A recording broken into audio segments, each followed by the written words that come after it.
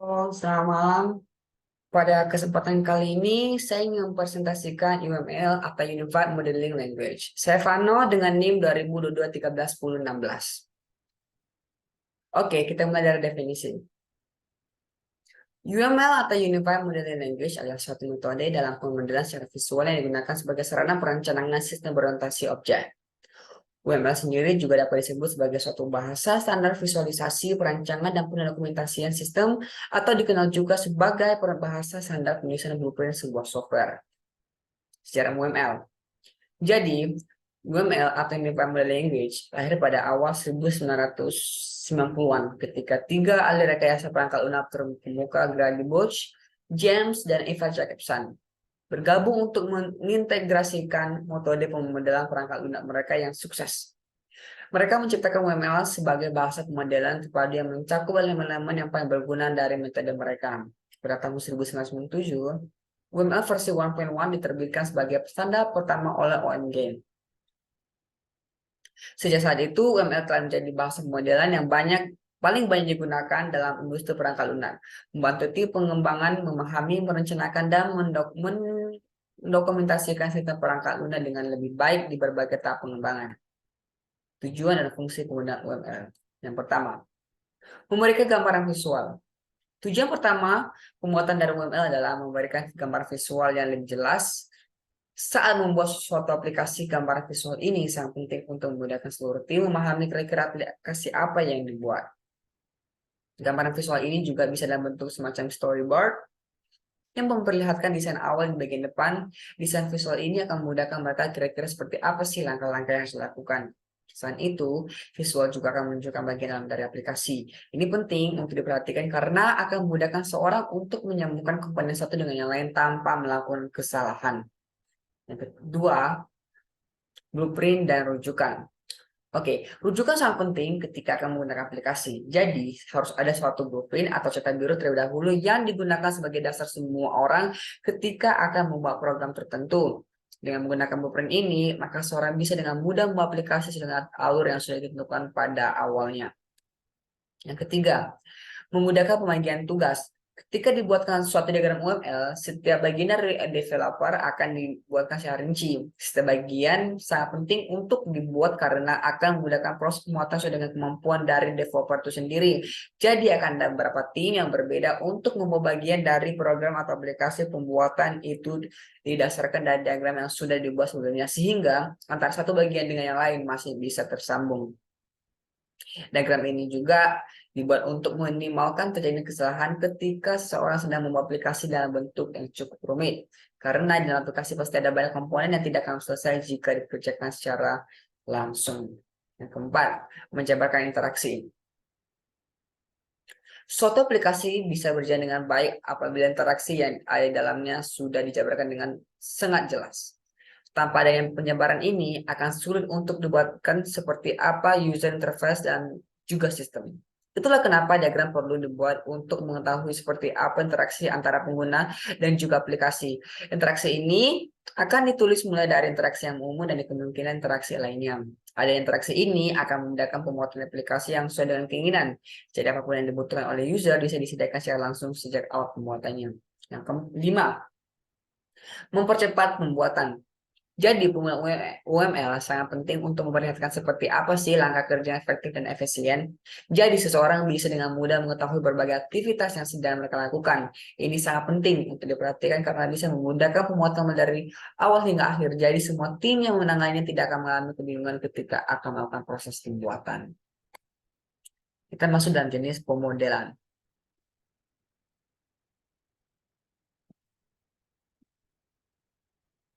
Jenis pemodelan. Oke, yang pertama ada pemodelan struktural. Pemodelan struktural menangkap fitur statis dari suatu sistem. Mereka terdiri dari satu, diagram kelas, yang kedua, diagram objek, yang ketiga, penyebaran, yang keempat, diagram paket, yang kelima, diagram struktur komposit, dan yang keenam, diagram komponen. Oke, model struktural itu mewakili kerangka kerja untuk sistem. Yang kerangka ini adalah tempat di mana semua komponen lain berada. Oleh karena itu, diagram kelas, diagram komponen, diagram penyebaran adalah bagian dari pemodelan struktural.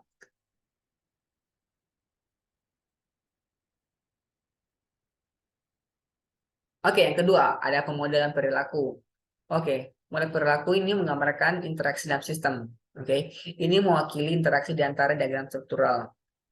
Terdiri dari satu diagram aktivitas, diagram interaksi, diagram kasus. Semua hal yang saya sebutkan tadi menunjukkan urutan aliran dinamis dalam suatu sistem. Oke, pemodelan arsitektur. Model arsitektur mempersatukan kerangka sistem secara keseluruhan. Ini berisi elemen struktural dan perilaku dari sistem. Model arsitektur sendiri dapat didefinisikan sebagai cetak biru dari keseluruhan sistem dengan paket berada di bawah model arsitektur. Oke, tipe diagram UML.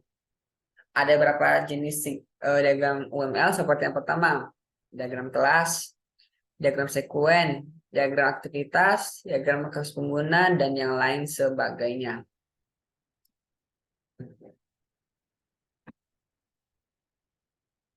Oke, UML dalam proses pengembangan perangkat lunak. UML sering digunakan dalam berbagai metodologi pengembangan perangkat lunak seperti Unified Process atau UP, Rational Unified Process atau RUP, dan Agile.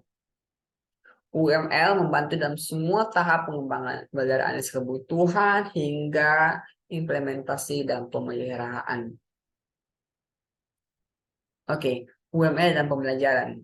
Jadi, UML itu topik penting dalam pendidikan teknik perangkat lunak dan sistem informasi sehingga mahasiswa dan profesional dapat memahami konsep perangkat lunak dengan sangat baik. Jadi, kesimpulan dari presentasi saya ini adalah UML adalah alat yang sangat berharga dalam pengembangan perangkat lunak yang kompleks karena membantu dalam pemahaman dokumentasi dan komunikasi yang lebih baik antara semua pemangku kepentingan terlibat dalam proyek perangkat lunak. Jadi semuanya itu bisa akan terlaksana dengan baik, terbungkus dengan baik jika kita menggunakan UML ini. Oke, materi yang saya dapat, ada saya lampirkan juga referensinya dari berbagai website yang saya dapat. Ada 3 referensi. Oke, sekian dari presentasi saya dari awal slide sampai akhir slide ini. Saya mohon maaf jika ada saya berbuat kesalahan atau saya mengatakan hal yang salah. Saya minta maaf. Sekian dari saya. Terima kasih.